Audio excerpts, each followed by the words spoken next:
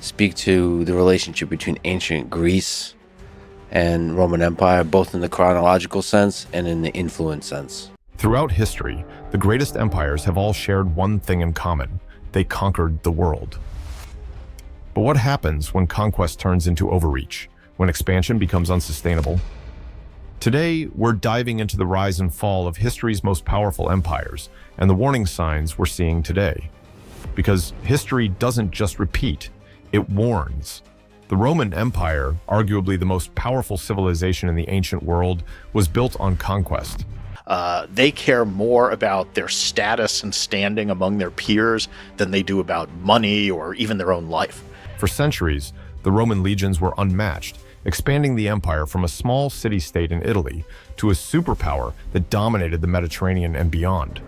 At its peak, Rome controlled over 5 million square kilometers, an empire stretching across 3 continents. It sounds like a success story, right? More land, more resources, more power. But expansion always comes at a price. So Romans will start to learn Greek. They'll start to memorize Homer. The larger Rome grew, the harder it became to defend. The empire faced constant threats, from Germanic tribes in the north, Persian forces in the east, and internal rebellions within its own borders.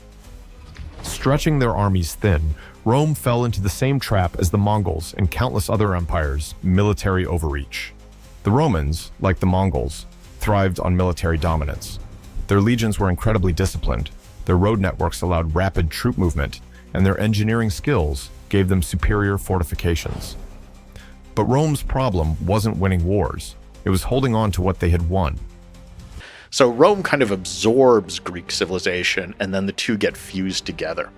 In 9 AD, 3 entire Roman legions, about 20,000 soldiers, marched deep into Germanic territory, confident in their strength. But they underestimated the local tribes. The Germanic chieftain Arminius led a devastating ambush in the Teutoburg forest, wiping out the Romans completely. After this disaster, Rome stopped expanding into Germania. It was a warning. The empire's reach had its limits. Rome and Persia fought over the same territories for centuries, bleeding both empires dry. In 53 BC, the Roman general Crassus led 40,000 troops into the desert, hoping to claim Persian lands. But the Parthians had a secret weapon: horse archers and heavily armored cavalry. Rome suffered one of its worst defeats at the Battle of Carrhae, losing tens of thousands of men. For centuries, Rome poured soldiers, money, and resources into the east, fighting an enemy they could never fully defeat. These endless wars weakened the empire, draining its economy and forcing Rome to rely on increasingly unstable alliances and mercenaries. Between 235 and 284 AD, Rome had over 26 emperors, most of whom were assassinated or overthrown. Meanwhile, the Goths and Vandals invaded from the north, Persia attacked from the east, and rebellions broke out within Rome itself. The once mighty Roman military was stretched too thin. In 476 AD, the last Roman emperor was overthrown. Rome had expanded too far, too fast. Its military, once the key to its power, became a burden it could no longer afford. The empire collapsed under its own weight. Throughout history, military expansion has been a hallmark of great powers. Conquering new lands meant more wealth, more resources, and more influence. But there's a hidden cost, one that history warns us about time and time again. When a nation overextends itself, it faces challenges on multiple fronts. Defending vast borders drains resources, maintaining order in foreign territories becomes difficult, and enemies begin to see opportunities to strike. If there was ever an empire that seemed unstoppable, it was the Mongols. In just a few decades, they built the largest continuous land empire in history, stretching from Korea to Poland, from Siberia to the Middle East. Their military tactics were revolutionary: lightning-fast cavalry, psychological warfare, and brutal efficiency in battle. Under Genghis Khan and his successors, the Mongols crushed some of the most powerful civilizations of their time: the Chinese Jin dynasty, the Khwarezmian Empire in Persia, the Abbasid Caliphate in Baghdad, and even parts of Russia and Eastern Europe. No one was safe from their wrath. But for all their military brilliance, the Mongols ran into a familiar problem, the same issue that plagued Rome centuries earlier. Controlling such a massive empire became nearly impossible. After Genghis Khan's death in 1227, the empire started splitting. His descendants ruled different regions, leading to infighting and civil wars. The vast distances between their territories made communication and coordination difficult. Unlike the Romans, the Mongols didn't have a strong bureaucratic system to govern their lands. Most of their rule relied on military force and local cooperation. And then came the final blow: overextension. The Mongols kept pushing further and further into regions that were difficult to control. One of the clearest examples of Mongol overreach was their attempt to invade Japan. Kublai Khan, the grandson of Genghis Khan, wanted to expand his empire even further. In 1281, he launched a massive invasion force, over 140,000 troops on hundreds of ships, the largest naval invasion force in history at the time. But nature had other plans. A typhoon, later called the Kamikaze, or Divine Wind, struck the Mongol fleet, sinking most of their ships and killing tens of thousands of soldiers. Japan remained unconquered, and the Mongols suffered a humiliating defeat. The failed invasion cost the Mongols heavily, not just in manpower and resources, but in morale. Their empire had reached its limits, and maintaining it was becoming harder by the year. Another sign of Mongol overreach was their campaign in the Middle East. After destroying Baghdad in 1258, the Mongols seemed unstoppable. But then, in 1260, they faced an enemy that fought back: the Mamluks of Egypt. At the Battle of Anjallu, the Mamluks, using superior tactics and home field advantage, crushed the Mongol army. This was the first time the Mongols had ever suffered a major defeat on the battlefield. It shattered the myth of Mongol invincibility and showed that they could be beaten. From this point on, the Mongols faced increasing resistance. Their expansion slowed, their rule became unstable, and by the 14th century, their empire had fragmented into competing factions. The Mongols grew too fast, relied on sheer force rather than strong governance, and reached a point where they simply couldn't sustain their empire. History is full of empires that stretch too far and too fast. We've seen how Rome and the Mongols collapsed under their own weight. But if you think this only happened in ancient history, think again. Let's talk about France. In the early 19th century, France under Napoleon Bonaparte was unstoppable. Napoleon took a struggling post-revolutionary nation and transformed it into a global superpower. His army swept across Europe, defeating Austria, Prussia, and Russia in a series of lightning-fast campaigns. By 1812, he ruled over most of the European continent. But like every empire before him, Napoleon made the same mistake. He expanded too far, too fast, and in doing so, he doomed his own empire. Napoleon's success was built on speed and strategy. His army moved faster than anyone else's, striking before enemies could react. His campaigns were revolutionary. He defeated massive coalitions with a mix of maneuver warfare and deception. By 1810, France wasn't just a country, it was an empire stretching from Spain to Poland. Napoleon placed his family members on the thrones of conquered nations, creating a French-dominated Europe. But here's the problem: controlling an empire is harder than conquering it. Napoleon's first real warning came from Spain. In 1808, he invaded the Iberian Peninsula, expecting a quick victory. Instead, he got a nightmare. The Spanish people didn't fight like traditional armies. They used guerrilla warfare, launching surprise attacks and disappearing into the countryside. British forces under the Duke of Wellington supported the resistance, turning Spain into a bloody, unwinnable war.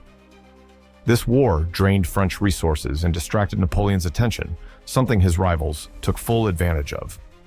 This should have been a warning to Napoleon. Even the greatest military cannot hold everything, but instead of slowing down, he made his biggest mistake yet. By 1812, Napoleon was at the height of his power, but instead of consolidating his empire, he wanted more.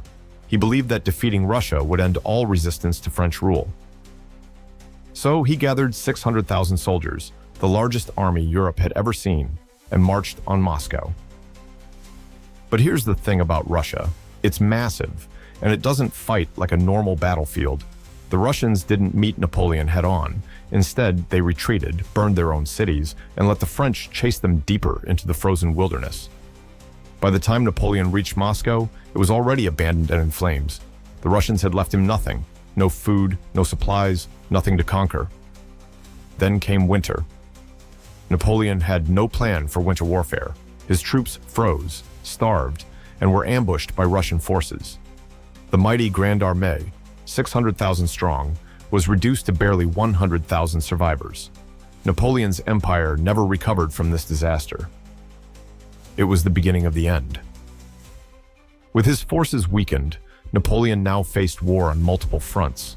The British pushed from Spain, the Russians, Prussians, and Austrians from the east. Napoleon was being crushed under the same weight that destroyed Rome and the Mongols. He simply had too many enemies to fight at once. By 1814, Paris was captured. Napoleon was forced into exile. He returned briefly in 1815, but after his final defeat at Waterloo, it was over. The French Empire collapsed in just a few years. Napoleon, the man who once ruled most of Europe, spent the rest of his life in exile on a tiny island in the middle of the ocean. In the 19th and early 20th centuries, the British Empire was the largest empire the world had ever seen. At its peak, it spanned across continents, controlling nearly a quarter of the Earth's landmass. The phrase, "the sun never sets" on the British Empire was coined to capture the empire's vast reach. Britain controlled territories in Africa, Asia, the Americas, and the Pacific, spanning from India and South Africa to Canada and Australia. Military dominance, naval superiority, and economic power were the cornerstones of Britain's empire. The British Navy, unmatched in strength, ensured that Britain could control trade routes, secure resources, and maintain an unbroken supply of wealth. Its military presence across the globe ensured that British law, culture, and influence spread far and wide, from India's Mughal Empire to the cities of Africa and the islands of the Caribbean. But, as with every empire, Britain's vast territorial holdings came with immense challenges that were ultimately too much for the empire to sustain. The Boer Wars in the early 20th century marked one of the first signs of strain. The conflict in South Africa from 1899 to 1902 pitted British forces against the Boer republics, whose soldiers employed unconventional guerrilla tactics. Britain, despite its military prowess, found it difficult to fight this type of war. The war dragged on for years, draining resources and morale. While Britain ultimately won, the cost of the war was staggering, not just in terms of manpower, but also in public opinion. The losses suffered by the British Army in a war against a much smaller force revealed cracks in the empire's once invincible military machine. Then came World War I. Britain, along with its allies, entered a global conflict that stretched its resources to the breaking point. The war drained Britain's economy, leading to massive debts and loss of manpower. Over 1 million British soldiers lost their lives, and the cost of maintaining its colonies during the war only added to Britain's mounting financial problems. In the wake of the war, Britain faced an empire under pressure. The war had shown that no power, not even the British Empire, could maintain global control without serious consequences. Colonial uprisings and independence movements began to stir, and the empire found itself increasingly divided between the old colonial powers and the rising forces of nationalism in the colonies. Then came World War II. Once again, Britain was at the center of global conflict, but this time the cost was even higher. The war exhausted Britain's financial resources and left its infrastructure in tatters. The war saw a significant portion of its young men lost, and it had to rely on its empire more than ever to support the war effort. But after the war, the situation changed dramatically. The once great empire could no longer afford to maintain its vast colonial holdings. The war had decimated Britain's economy, and its influence on the global stage had waned. By the late 1940s and 1950s, the world was changing. The decolonization movement swept across Asia, Africa, and the Caribbean as former colonies pushed for independence. India, one of the most prized jewels of the empire, gained its independence in 1947. The British were no longer in a position to maintain control over such vast territories. Meanwhile, conflicts like the Suez Crisis of 1956 exposed Britain's diminished power on the world stage. Despite its military might, Britain was unable to force a resolution in the Middle East without the support of the United States, signaling that the days of imperial dominance were over. After World War II, the United States emerged as the world's preeminent superpower, with unmatched military capabilities and a mandate to maintain global order. However, as the U.S. extended its influence across the globe, it found itself involved in numerous conflicts, many of which strained its military and resources, leading to questions about the sustainability of its interventionist approach. The Vietnam War, lasting from the late 1950s to 1975, was a pivotal moment in U.S. military history. As part of its Cold War strategy to contain communism, the U.S. entered the war to support South Vietnam against the Communist North, backed by the Soviet Union and China. What followed was a protracted, brutal conflict that led to staggering losses on both sides. Despite deploying over 500,000 troops, the U.S. military struggled with guerrilla warfare tactics and the challenging terrain of Vietnam. The war saw escalating casualties and widespread protests back home as the American public began to question the cost of the conflict. In 1975, the U.S. withdrew, marking a clear defeat in the face of an enemy that was able to outlast American military might. In the early 2000s, the United States again became deeply involved in a conflict that would strain its resources, the Iraq War. After the 9/11 attacks in 2001, the U.S. launched the War on Terror, culminating in the invasion of Iraq in 2003. The primary justification was the belief that Iraq's leader, Saddam Hussein, had weapons of mass destruction, WMDs, and posed a threat to U.S. security. While the initial military campaign was quick, the aftermath was anything but. The absence of WMDs, the disbanding of Iraq's military, and a lack of post-war planning led to a protracted insurgency and sectarian violence.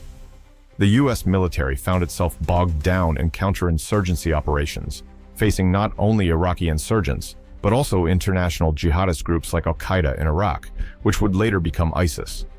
Despite claims of victory, the Iraq War left Iraq destabilized, and the broader Middle East was plunged into chaos, prompting critics to argue that the war was a classic example of military overreach.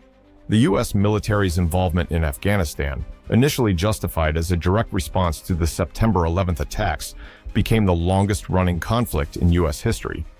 The goal was to dismantle the Taliban regime and eliminate al-Qaeda's base of operations.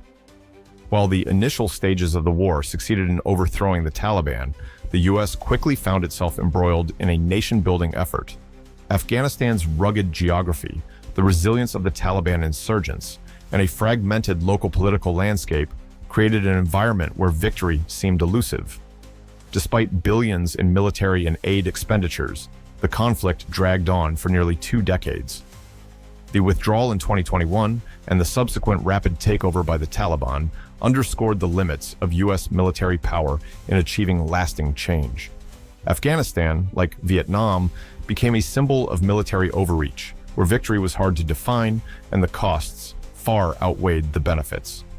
Syria represented another example of U.S. military involvement in the Middle East, though this time the situation was far more complicated. The Syrian Civil War, which began in 2011, saw the U.S. supporting local forces like the Kurdish-led Syrian Democratic Forces, SDF, against both the Assad regime and ISIS. The U.S. military found itself engaged in a complex proxy war, with Russia and Iran backing the Assad regime and the U.S. trying to defeat ISIS while managing delicate alliances with Kurdish forces. The presence of multiple actors, each with their own agenda, created an environment ripe for conflict escalation. Despite the U.S. military's technological advantages, the situation in Syria proved difficult to resolve. Prolonged engagement without a clear strategic goal left the U.S. military spread thin and vulnerable to criticisms of overreach. Tando. Lebanon presents a much earlier example of U.S. military intervention, one that highlights the risks of becoming entangled in regional conflicts. In the 1980s, the U.S. deployed peacekeeping forces to Lebanon during the country's civil war. However, this mission was marred by terrorist attacks, including the 1983 bombing of the U.S. Embassy and the Marine barracks in Beirut, which killed hundreds of American soldiers. The intervention in Lebanon, although intended to stabilize the region, ultimately became a reminder of the dangers of military overreach. In 1984, after heavy losses and no clear path to victory, the U.S. withdrew, leaving Lebanon to continue its civil war. This marked a critical moment in U.S. foreign policy, as it illustrated the difficulty of maintaining a military presence in a deeply divided region with no immediate prospects for peace. From Vietnam to Iraq, Afghanistan, Syria, and Lebanon, the U.S. military's history of intervention has been fraught with challenges. Each conflict demonstrated the limits of military power in a world where political, cultural, and ideological forces often outstrip the reach of conventional warfare. The long-term consequences of these military engagements are still felt today. While the U.S. military remains one of the most powerful forces in the world, the failures in these conflicts have raised profound questions about the sustainability of interventionism and the wisdom of attempting to reshape other nations through force. As history has shown, no empire, no matter how powerful, can avoid the risks of overreach when it seeks to dominate the world. Rome fell, the Mongols fractured, Napoleon's empire crumbled, the British Empire dissolved. Time and again, history shows us that empires stretched too thin inevitably face collapse. But the question is, can we break the cycle, or are we destined to repeat it? Let me know what you think in the comments below. Do you believe military overreach will be the downfall of modern powers? If this deep dive sparked your curiosity, don't forget to like, subscribe, and turn on notifications for more insights into the rise and fall of empires throughout history.